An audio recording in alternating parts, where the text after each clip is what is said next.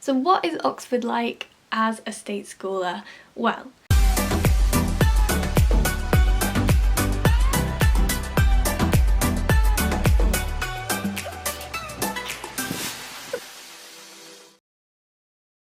hey everyone, welcome back to my channel. If you are new here, my name is Rosie and I graduated from the University of Oxford in summer of 2019 and I'm currently working for a year in order to afford my master's starting in September. So, you know, if you want to watch some uni vlogs, then subscribe to my channel because they will be starting again as soon as I'm back on my master's and I'm so excited about that. I'm doing forensics as well, so I think it'll be pretty cool. Now, I went to Oxford from a state school in the northwest of England. It wasn't a bad school, they just didn't really know how to help with my Oxford application, so that was hard. It was almost like I was kind of doing it myself. That's not to say they tried, they did. I didn't know anyone who had been to Oxford, who was at Oxford, who I could talk to, and I was only the second year that our school had a sixth form, and even outside of that sixth form, I'm only aware of 2 other people who went to Oxbridge. I'm sure there's more, but they're the only people who I'm aware of and definitely not from my actual sixth form. Anyway, I was also on a bursary when I was at Oxford and I was on quite a high loan because of my parents' income, and yeah, I think that's all the background that is necessary. So what is Oxford like as a state schooler? Well, I will explain my experiences, but I just want to say that these are all from my experiences and I can't tell you how Oxford is going to be for you. These may well also be the experience of people who went to private schools and grammar schools, but they are my experiences. So as someone who went to a state comp, this is how I felt. But like I said, anyone else may have felt the same, and I'm sure they probably did. So I'm splitting this video into 5 sort of sections, but they might overlap a bit and this may take a while, so go and get a snack, a cup of tea, a little coffee, I don't know. But I want to do it properly. Here goes. So first I'm going to be talking about the culture shock. I think this is something that most people will experience because Oxford is such a strange place. It's really odd, like the traditions that they have, the words that they use, the buildings, you know, it's so foreign, or at least it was to me, and it is to a lot of people who are there because it's just not normal and it's not how other universities are as well. Like most universities aren't in 1,000-year-old buildings, or you know, at least 500-year-old buildings anyway, so it is going to be a strange place and I don't think many people will have experienced being taught in buildings that old. So literally from the face of it, you can feel quite uncomfortable, and if you don't feel uncomfortable, you can just feel a bit out of place. Now, I think I would say I wasn't uncomfortable, but I was a bit like almost an out-of-body experience. Like it never really sank in that this beautiful historic town with all of this both good and bad history and all this prestige is actually home for now, and this is where I'm doing my degree. You know, I belong here. That was the hardest part, was just adjusting. I don't think I can still accept, like if I go back there, it does feel like a home, but it also still feels a bit like a fairy story in the least cringy way possible. Coming from the northwest as well, the accent was different. I wasn't used to that, and to me, I had literally grown up with like a southern accent being seen as posh, which I am now very aware is not the case, and that is just the stereotype we had where I grew up. It is still a bit of a shock to not hear anyone else that sounds like you. So it was nice when you do find someone who sounds like you. It's like an instant connection. None of the tutors will sound like you from my experience anyway.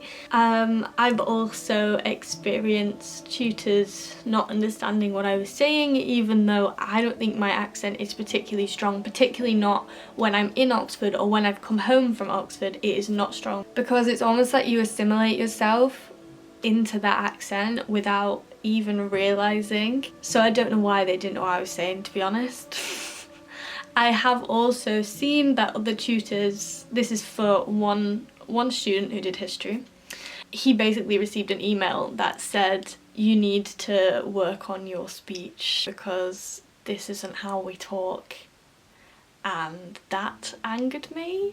Obviously it angered him as well. I don't know if it was reported, but just saying that has happened during my time there. On the accent, I think the hardest thing is not realising that you are unintentionally making yourself sound like the people around you, and then having people from home visit or going home for the vacations and them then saying, why are you talking like this? That's not how we talk. You do feel as if, like, it's not like I don't know, it's really hard to explain. It's not like I don't belong, it's just like I will never be quite the same as the other people at Oxford because I don't sound like them, I don't have a lot of the same background. This is very general because obviously some people are going to be the same. But then when I come home, I have the same accent mocking. Like, I can't be anywhere without someone telling me I'm saying stuff wrong or don't sound right.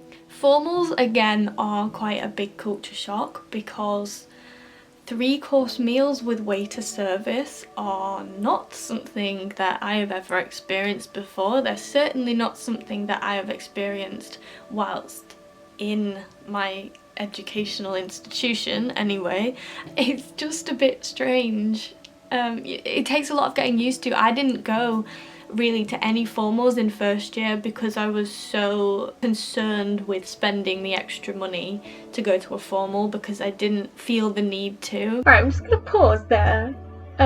So you saw I mentioned the fact that, like, my school had a very normal canteen. I put in a picture and then compared them to the Oxford dining halls to say, look, this is a big change, it's overwhelming, but it's pretty cool. So I decided, you know what, let's Google some of these big public schools as like lunchrooms. Let me just show you what I found.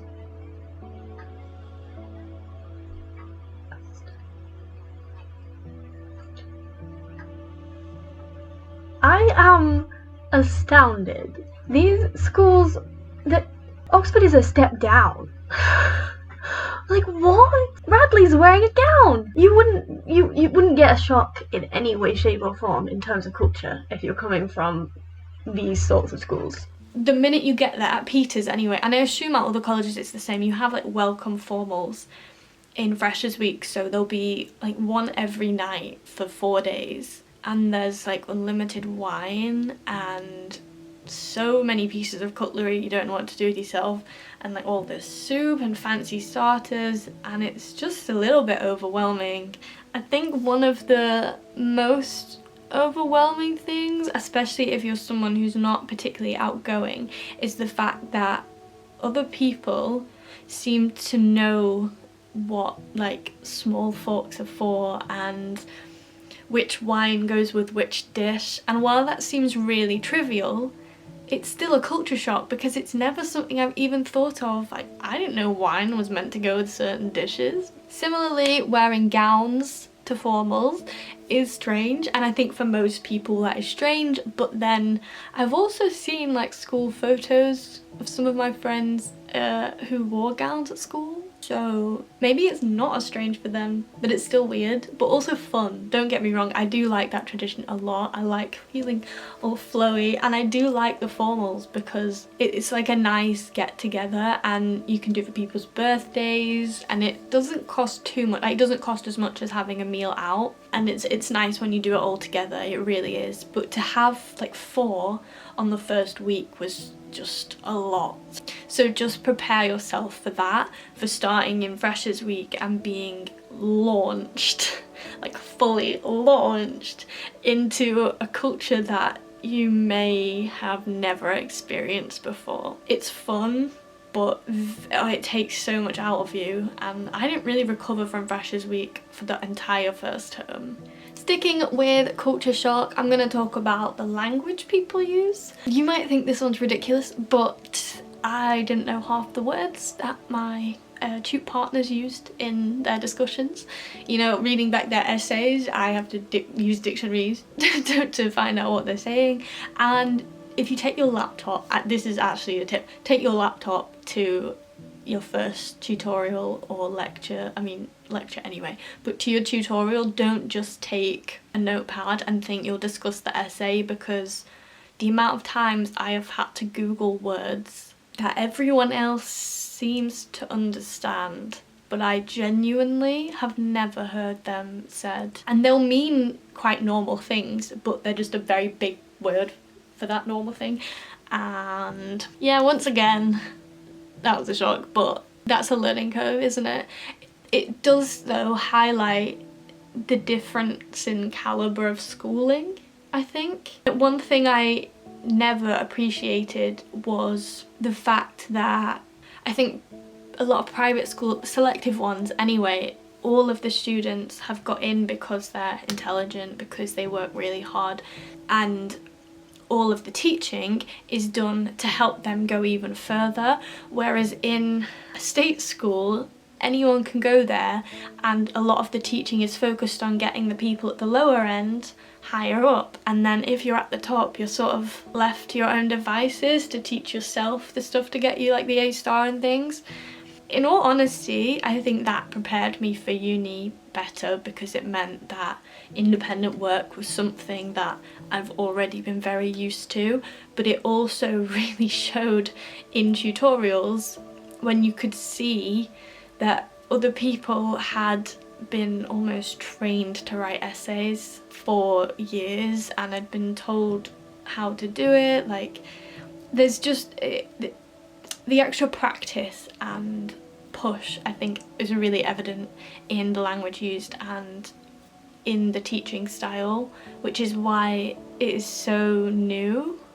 And almost as evidence for this, not that you really need it, I worked in a private primary school this year, and in year 3 and year 4, probably year 4 actually, so age 8 and 9, they were already using the term essay. Now, I hadn't even heard of the term essay until we were writing probably A-levels, maybe GCSEs when you do like the controlled assessment, because I don't think they were ever called an essay. And even like in English, they weren't really called an essay, they were called an assessment or a controlled assessment. So even just things like that, preparing you from a much earlier stage to hear certain words and to not panic at certain words, I think was very evident both at Oxford and having worked where I worked. Now, I am also going to mention the drug culture at Oxford. I've never talked about this before, but I watched Melanie Anovo's video and it made me think, you know, why am I not talking about this? I personally have not been involved, which is why it's never been my personal experience, but I've watched other people go through it. And I think one of the main things coming from a less well-off background is that you've also never been able to afford that sort of life, whereas when you get to Oxford, so many people are spending a ridiculous amount of money on drugs and alcohol, and it's a bit of a shock. Like, alcohol, yes, obviously I've spent money on alcohol, but drugs are so expensive. I don't understand how people can pay for them, if I'm being honest, but they do. And it almost alienates you from a whole section of social life that you don't necessarily want to be involved with, but still it does sort of cause like almost a divide. I don't know, that's a really hard one to discuss, I think, because I wasn't directly involved, but I knew it was happening and it was all around you. Not just drugs like that either, like the, what are they called, like study drugs that are meant for people with ADHD and focusing problems, but people just buy them in bulk off the internet and use it to help them study. But that is so unhealthy and also so expensive. Yeah, that was a massive shock to me, but I don't know if that would be Oxford specific at all, or even a shock specifically to someone from a state school. I don't know, that happened. I just wanted to be transparent about that. There are several balls every year that pretty much completely revolve around buying and taking drugs, and I've never been to one. Majority of my friends have never been to one, and actually, to be honest, they're quite frowned upon. And there's quite a famous one that happened to be where the whole David Cameron pig story came from, that you can Google if you want to find out more about that. But it is expensive, and I think you have to get an invite to go, and then when you get there you can buy lots of things. That obviously excludes people from less well-off backgrounds, because how are they supposed to afford that?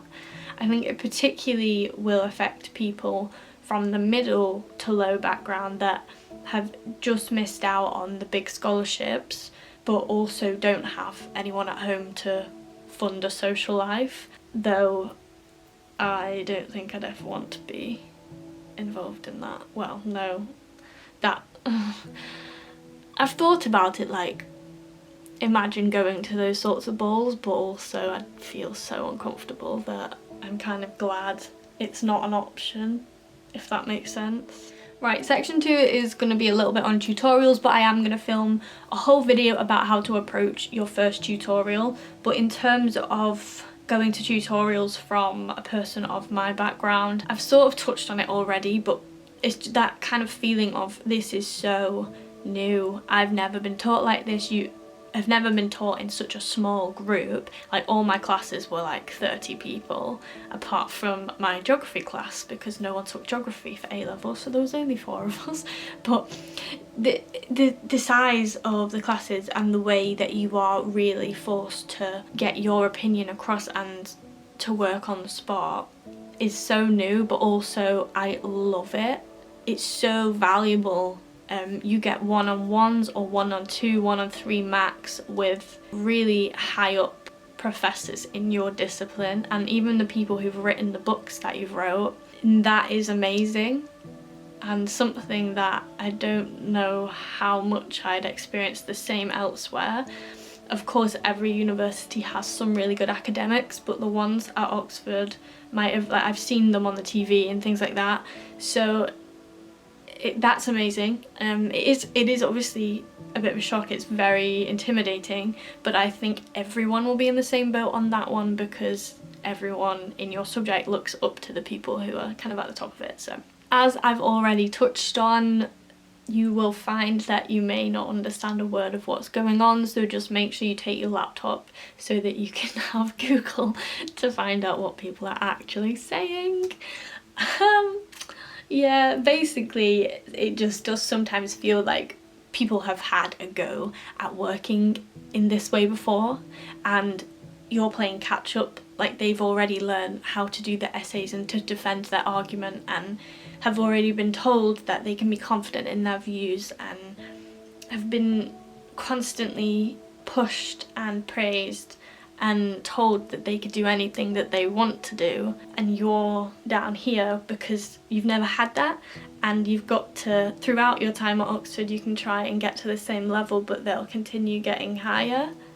There's no other way I can really explain that, other than it at times it felt like I'd been put into a race halfway through, because everyone else seemed to be able to do the skills already that I was just learning. Maybe that's just me, maybe I should have known how to do that sort of stuff, but I didn't. And I got a 2-1 and I got 75% in my dis, so like I deserved to be at Oxford, and I was good enough for that place, and the tutors saw that. But it doesn't take away from the fact that other people started on a level so much higher. And I personally don't think that that is my fault. Like, I got 10 A stars and an A at GCSE. It's just the opportunities are different, and the teaching is different, and the, I guess, values are different. Yeah, I don't really have anything else to say on that note. So number 3, I'm gonna touch on languages and also philosophy, but really sort of being expected to have a baseline knowledge of subjects that I know for a fact my school has never taught or didn't offer at A-level or even GCSE. My experience of this, for example, is when we had a reading list that had 2 French texts and 2 German texts on it. Like, what? They weren't compulsory readings, they weren't key texts, but I'm sorry, am I doing a languages degree? You expect me to miss out on something you clearly feel is worth putting on the reading list because I never got the chance to learn that subject? Make it make sense. When I did a module in Roman cities and civilizations, they also had texts in Latin, and yes, okay, this module is taken from a classics paper, so those students will have done Latin in their classes for their degree, but to put it on my reading lists, I've never ever in my life had the chance to learn Latin. Like, not even the opportunity, let alone I did it and didn't like it. Like, it just wasn't an option. So how am I supposed to catch up on that? And also in that same exam there's picture questions, which I had no idea about before this is probably partly my fault because I chose to answer that question because I always felt like my picture comprehension questions were quite well answered. But then in the exam, you put, like, they put Latin, like there's Latin inscriptions and stuff, and like I said, I didn't have to choose this question, so that is probably my fault, but to put those pictures in the Archaeology paper when we have no Latin tuition just seems a little bit unfair to me, because basically you have to answer 3 questions on that paper, and one of them can be a picture question if you want to, but it's a gamble because you don't have a clue what pictures they're going to give you. But why would they give the Archaeology students something to translate? Like, if I had done Latin at school, like they teach in my local private school, for example, then I'd have been alright. But I've never done Latin. It was the same in my first year. We wrote pretty much a whole essay, then had a tutorial, and this tutor was a PhD student. He was really, really good, actually. He went, "Why don't you know the basics?" to the whole group, and all of us were like, because they sort of don't start at the beginning. Like, I don't know if it's because academics they've been doing it so long that they forget that people don't know the very basics, and it feels a little bit intimidating and you feel kind of stupid to then say, but I don't understand the bottom. How can I be talking about the top and trying to reach the first class if I don't understand the bottom? And that is really difficult. But basically this guy was like, oh, it's because of this, it's because of this, and if you've got a knowledge of philosophy you'll know these people. Again, I have never had the opportunity to study philosophy. I'm not sure many state sixth forms do philosophy as an A-level, let alone a GCSE, and yet my 2 tute partners had both done philosophy. So of course they're going to understand the concepts better and know who these people are if they've done it before, if they've had the opportunity to do it before. It just did quite often feel like I was playing catch up. On that note, do not be afraid to ask. You might feel like an idiot for not understanding what's going on or for not knowing what a word means. It is stupid to not ask, because then you'll never find out. It is better to understand and be taught by the expert who is expecting you to know, because then you will learn a definition or an understanding of what they also understand, which is probably correct considering they are the expert. So just ask, and asking for help is so okay. Actually, do you know what, that is another thing, that is another difference, is that the people around me who went to like public schools, so like the top private school, asked so many questions. If they didn't understand, they asked a question, they found out. Whereas when you're in a state school, if you ask questions, you get like jeered at, and you don't want to ask questions because there's so many other people judging you, and it carries on into uni, like to not want to ask questions, but everybody does now. And it helps because you can actually find out what it is you don't know. So just ask. Like, it's not nerdy, it's not stupid. There's no stigma about asking questions, especially at Oxford. Everybody is asking questions, just ask. Number 4 is the vacations. So vacations at Oxford are, you know, the breaks, the holidays, but they purposely don't call them holidays because, and I quote, "These are just times when you work away from Oxford." We were told this in Freshers Week, literally like day 2. We don't have holidays at Oxford, we have vacations where you work elsewhere. What this thinking fails to take into account is that not everyone can be working in the holidays. Like, people have to do summer schools in order to pay for rent. People have to work in retail in order to afford rent. Not everyone can go home for the holidays and sit and read at all times or revise for their exam that they've got the first week back. It's not realistic. In my second year, the summer after first year, so before second year, I had to work for 4 weeks of my summer on a summer school along with a lot of other students in order to pay for my rent, because in second year we had to live out in Cowley, and the rent in Oxford is basically like the second highest outside of London if you're living privately. So it was a lot of money, and in order to pay for the summer, because we had to pay for the summer, I had to work for that whole rent period. And yet there were people who never even had to think about the fact that they're paying rent in the summer. Granted, that was not the majority, and most people struggled for money when living out because it is expensive and loans tend not to cover it. Like, I had a loan of £7,000 nearly in second year, 6,800. I have a whole video on exactly how I spent my money, how I earned my money, and what I spent it on, if that is something you're interested in. But basically, even having a big loan, I had to work up to 14 hours every week, minimal 8 hours a week. I chose to do that, and I don't regret it because I've got experience that I never thought I would have, because it was like a managerial role, but it also took its toll on my work and my kind of physical health. Like, I didn't have time to do other things, and it meant that because it was in a bar, I was spending my time in the bar trying to do my work in the bar, and obviously that's not gonna go great. But if I didn't have to work alongside my degree, I might have got a first overall, because I might have been able to concentrate better in my second year. I'll never know.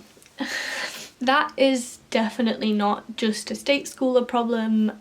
Like I said, so many people struggle for money because even if your parents have money, it's not necessarily the case that they will give you money in order to sustain your like social life and stuff.